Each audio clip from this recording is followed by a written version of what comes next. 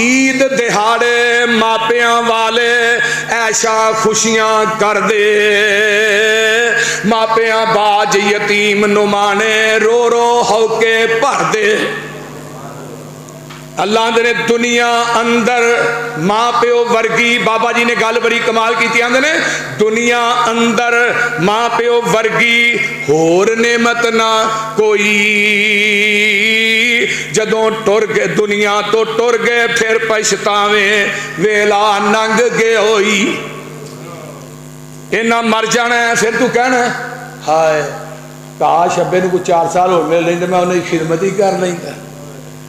खुदा दी कसम खा के कहना जिस घर च वालदैन टुर जाए ना वो घर कब्रस्तान बन जाता। बुढ़े माँ बाप ना बड़ी रौनक होंदी, मैनू पूछो ना जिदा माँ बाप चला गया